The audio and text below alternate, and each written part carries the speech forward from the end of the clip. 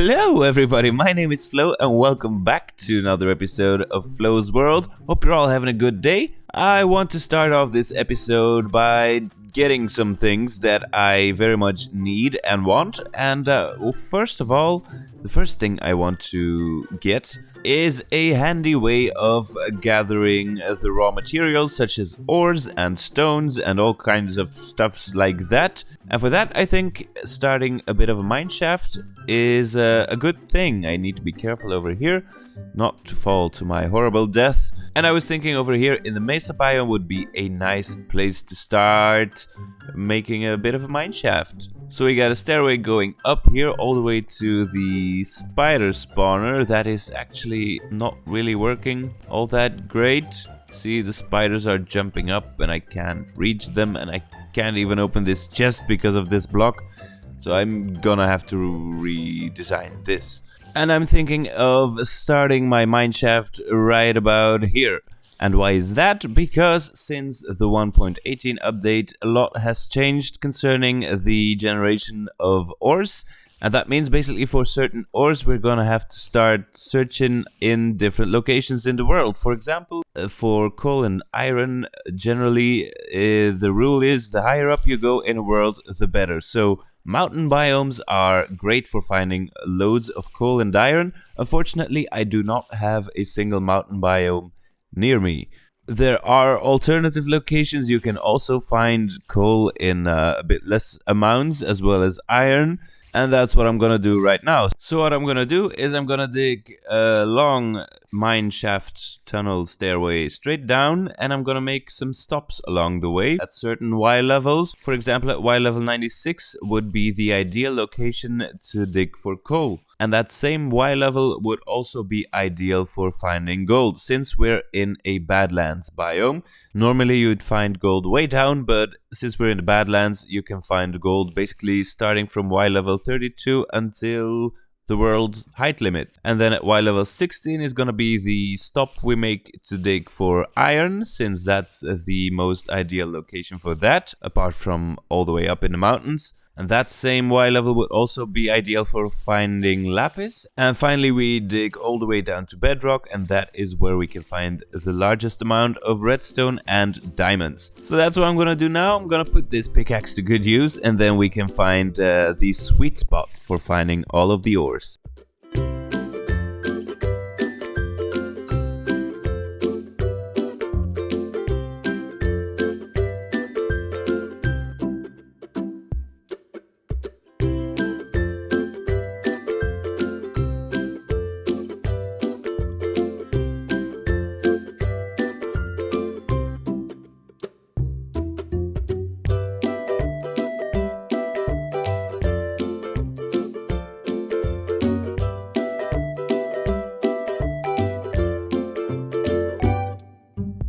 And that is one very long tunnel dugout. I even decorated it a little bit, and I added this cool minecart feature thingy going all the way down, which it also stops at several different Y levels. Well, it doesn't stop, I just have to get out at the right spot. Say if I want to mine for iron, that was the spot.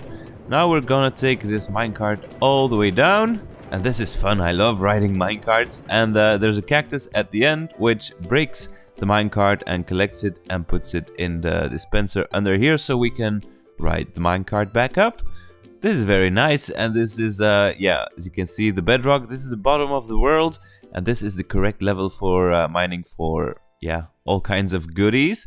But say we want to mine for iron, then we just take the minecart up and we get out here. The minecart will just go all the way up and stop at the top normally, but then we can start mining over here. This is Y level 16, and this is the ideal level for mining for iron.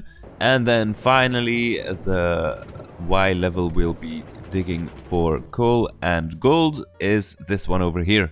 And we have a bit of a collection storage system over here for all of the stone types that we will definitely be collecting once we start branch mining. So that's what I'm gonna do right now. Actually, I am going to branch mine for I think half an hour on each of these different Y levels, and we'll see what the results are afterwards. Okay, 90 minutes have passed. That's about half an hour of mining on each of these 3 levels, and let's have a look at the results. So, this is the level for coal and gold, and that's about what I have gathered in half an hour of mining.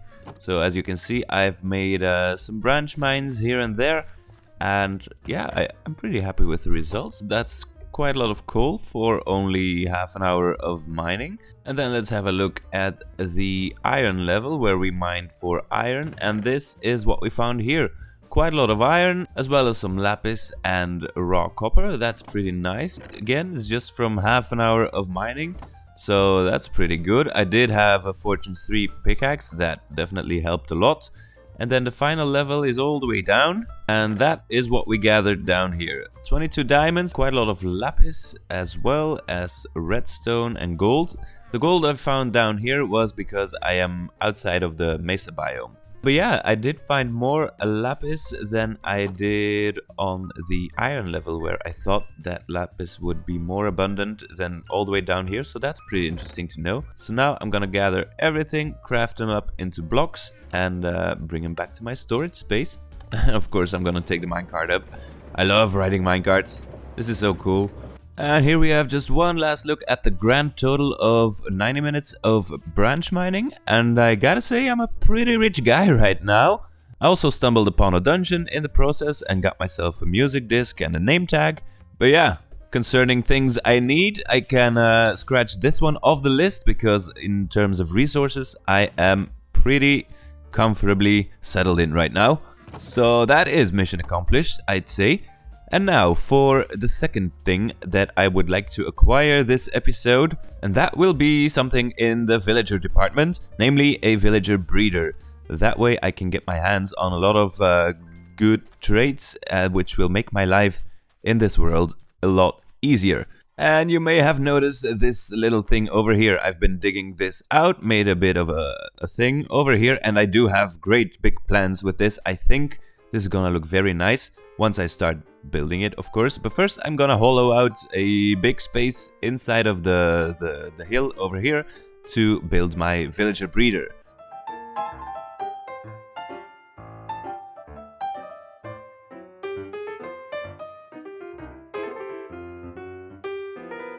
Alright, this looks like a good quality hole, and now the actual building of this farm shouldn't be too difficult. First of all, I need a 9x9 square of dirt. I'm gonna build it a bit higher, I think up here.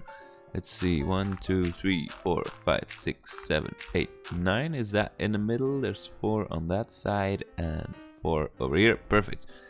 2, 3, 4, 5, 6, 7, 8, 9. Alright.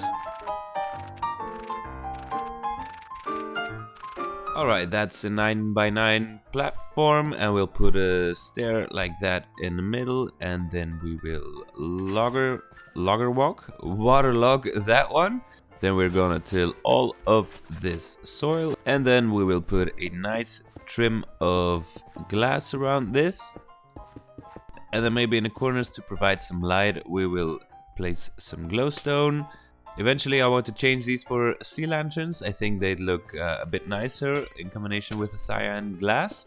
But I haven't conquered an ocean monument yet, so that's gonna have to be something for later. And then let's see, we'll also need a composter and place that right over here. I think that's gonna do nicely, and I am going to put a block of glass on top of that, so that the villagers that are gonna live here can't jump on top of it and trample their own crops. Now I gotta plant crops. Carrots. I need carrots. Well, that's strange. I can't plant crops here. Is it because it's too dark? Maybe. Hang on, let me put a torch on top of this block. Oh, I trampled. And now we go. Alright, that's something I never encountered before. Okay, good to know. I'm probably gonna put some glowstone instead of this torch. And you, sir, what are you selling? Oxide daisy, pumpkin, lily pads. Excuse me? Well, I don't have any ice in my near vicinity, so some blue ice might be handy. Let me just grab some emeralds. Oh, how convenient. You joined me in my cave. Perfect. Give me all the blue eyes you have. 6. 6 blue eyes. That's not a lot, but it could be handy in building farms and such. I don't know if this was a good bargain. Probably not. And there. Alright, that should be okay. Now to get the villagers in here. Or wait, first I probably should finish the farm.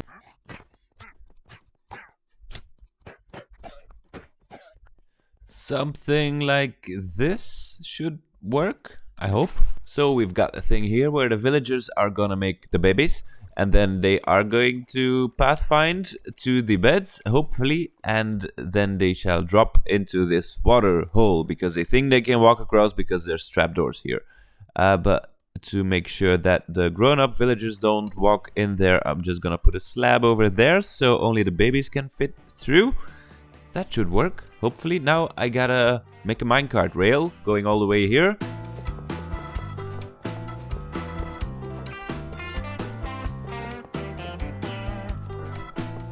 Right, so we've got ourselves a railroad going all the way to this house where this guy lives, and then I think over there in that house is another guy living.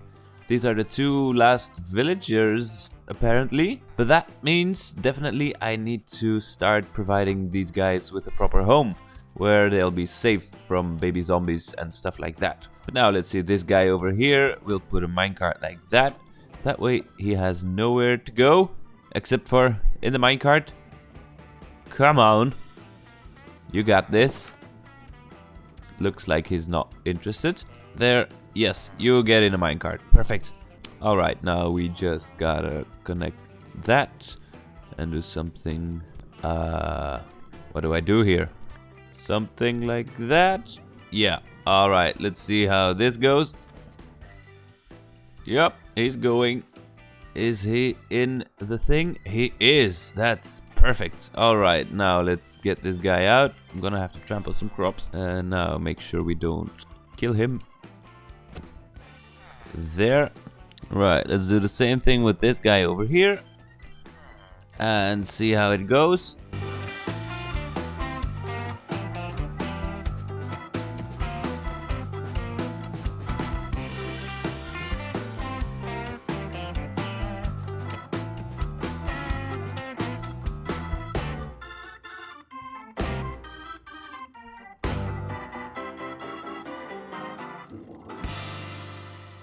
Well, I got these 2 guys in here, but they don't seem to be wanting to take the block, the composter as a job block.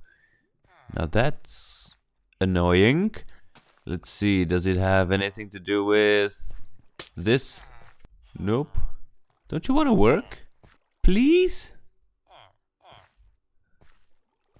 Oh, yeah, yes, that's a good boy. Now, normally if I throw these guys a couple of stacks of food, they should pick it up and get in the mood to start making babies. Let's see. Maybe give them some privacy. Oh, yeah. Look at that. Look at those hearts. A baby should appear. Oh, why are you not happy? Maybe I was too close. I was in their private zone. Let's stand back. Why you no happy? Why you no make baby? They want to make a baby, but something is stopping them. Not sure what it is. Maybe if I reposition the bed. Do I hear a baby villager? Is that a baby villager somewhere? Yes, it is. It is hidden inside of its mother still, but it's about to come out. I can see the arms. Yes, there it is. There it is. We have a baby! Alright, now it's eventually, I hope, gonna pathfind towards these beds and fall in the hole where it's gonna be ready for us to collect anytime now. Yes! There you go, you little dummy. You fell in the hole because you thought you could reach the beds, but you couldn't. Look at that, our very first villager, and we've got him in a water stream, so when we remove let me just do a thing over here, get rid of these blocks, don't need those anymore. And normally, if I'm not mistaken, we should be able to ride a minecart like this. Or perhaps once the villager's grown up, so we can pick him up through the wall over here in the minecart. But maybe it only works when he's grown up. I don't know. But we have a working villager breeder. That's fantastic. But for anyone who's watched this series before, you know that I cannot leave this looking like this. And the same goes for the exterior over here. I said in the beginning of this episode that I had nice plans for the exterior of this, as well as also, yeah, this, I think you can see kind of a road going all the way down there. And if we get to some higher ground, let's see. We basically have a river that comes from the mesa over there, and then it splits into that direction and then this direction. But over here it stops because there's a big hole in the ground, as you can see over here. And I think it would look nice if I just dug out this a bit deeper over here and extend the river all the way here, that we have kind of a forked river with these islands standing in the middle, and that river can then connect back to this piece of that river over here. I think that will look pretty nice, and that's what I'm gonna do now. It's gonna be one big time lapse of me terraforming this entire patch of sand over here, building the exterior over there, and then finally doing the interior of the villager breeder. Alright, so let's do this.